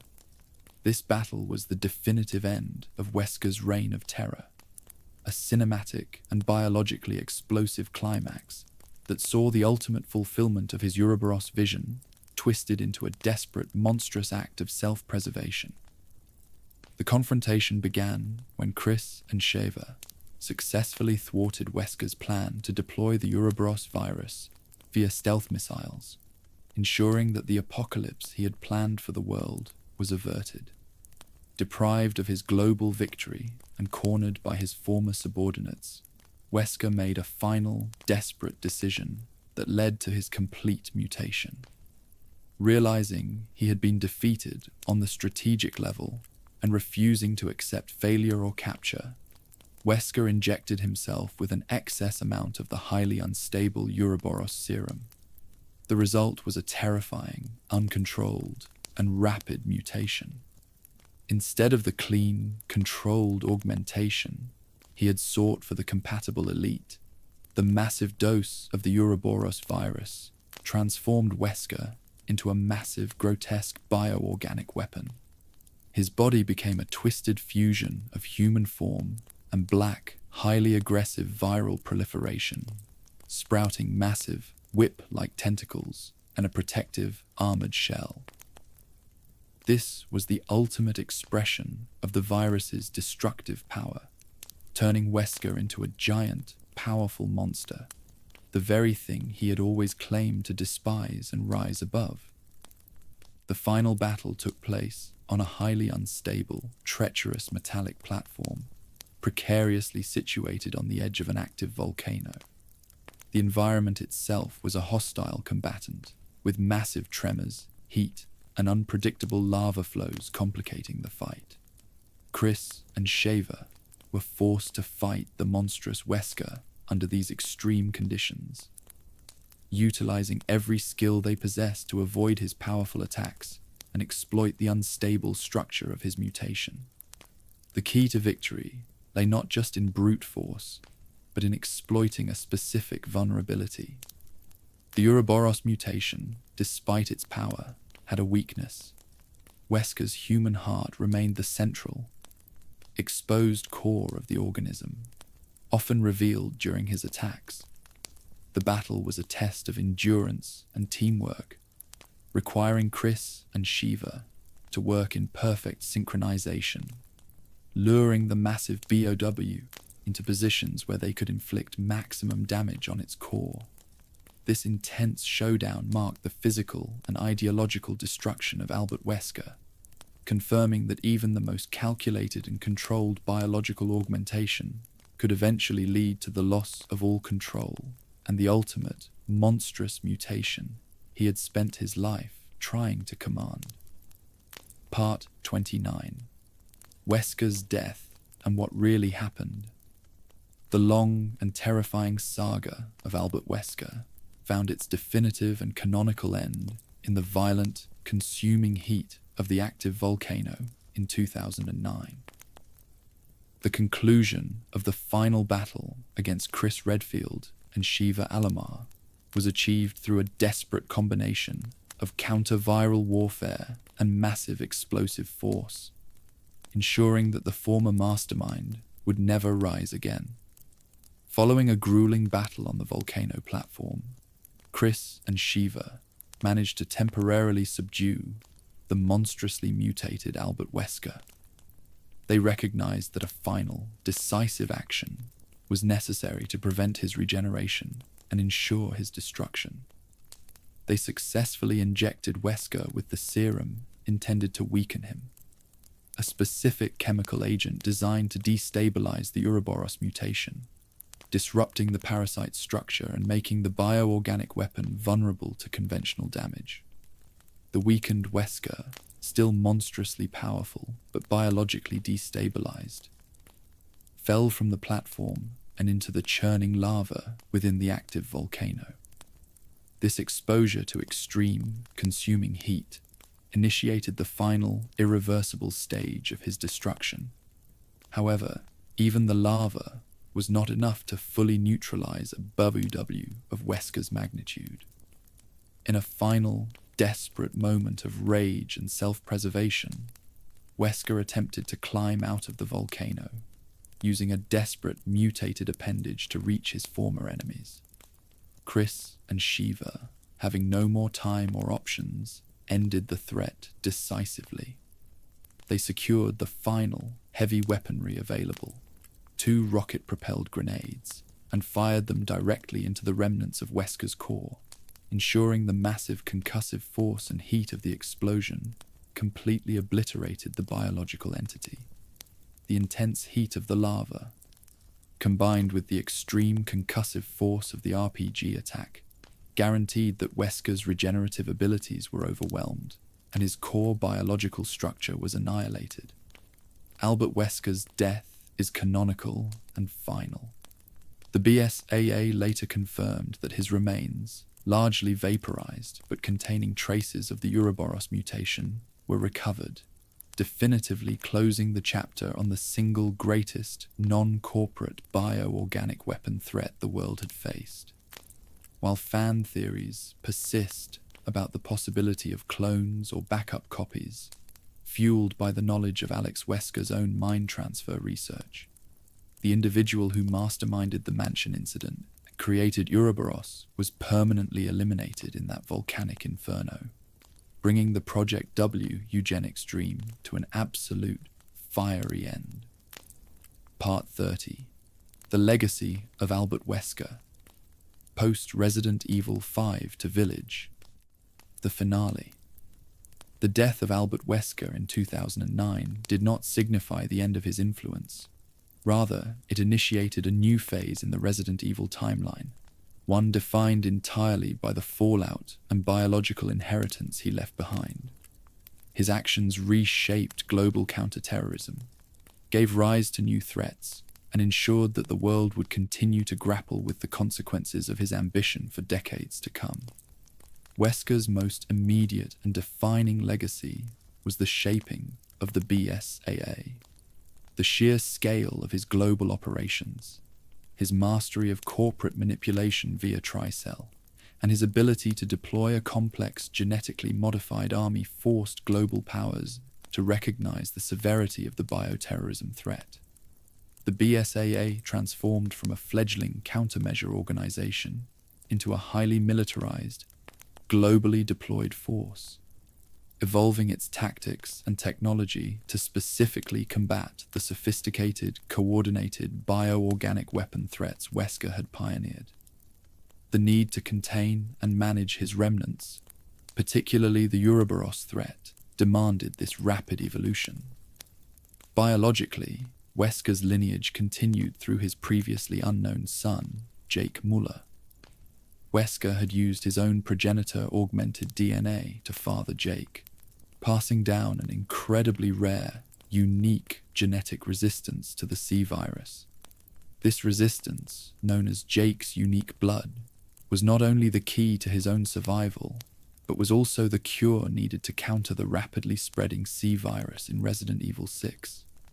Wesker, even in death, dictated the terms of a new viral outbreak and provided its solution, confirming that his genetic legacy remained critical to world events. Furthermore, Wesker's research and manipulation heavily influenced the next generation of antagonists. The Las Plagas and Ouroboros technology he pioneered led to the development of highly specialized E-type bioorganic weapons and influenced the creation of the engineered bioweapons that would terrorize the world in later years.